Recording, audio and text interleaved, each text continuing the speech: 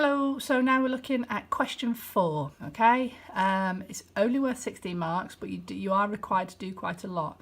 You are tested on comparing attitudes or perspectives. So tip number 1 would make sure every single sentence starts with the writer's name, and that forces you then to be talking about their attitude. So Finn presents, or in the teacher's diary, what is their attitude to the school? And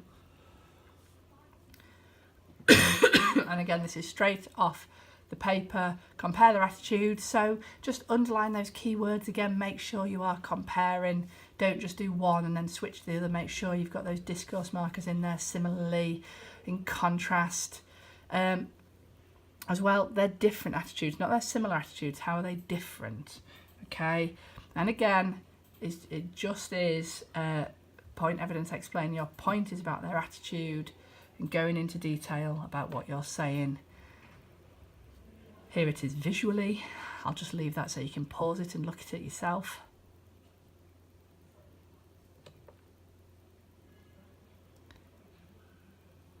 Same again.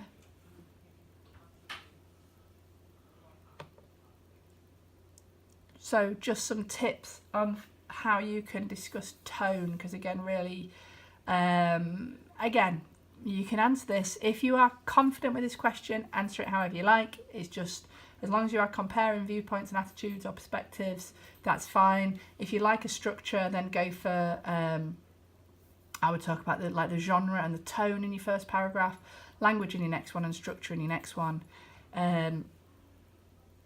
And then if you've got time in that fourth paragraph, just anything you're like, oh, I want to mention this as well, it doesn't fit anywhere. So some nice keywords for tone. Things to think about for structure, all right? Little tip.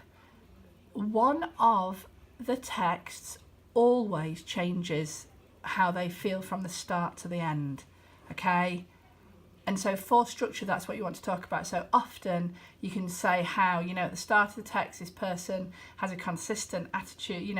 They start like this and they end like this. Their attitude doesn't change. However, in extract, whichever one it is, at the start, do you remember that Glastonbury one? And she says about how awful it is and her undiluted horror at the start, and how actually at the end, she's really quite enjoying herself. So that kind of idea just is something you can always look out for, okay?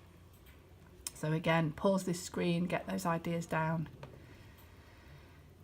I have made this into a sheet and I've given it to you. It's in your books. I've also given you an extra one. It's in the packs I gave you in the lesson the other day, of just even more words you can use when answering a question, just to revise from. Because I think that's sometimes quite hard when you're like, it's a sort of tone. It's a humorous tone. It's a sarcastic tone. It's okay, you get the idea. And again, like we've said, you've got to be clear. Make sure you plan this one. Make sure you read it through. Moving into perceptive. How does the writer convey his view? It's extremely successful despite the location. So again, just really, really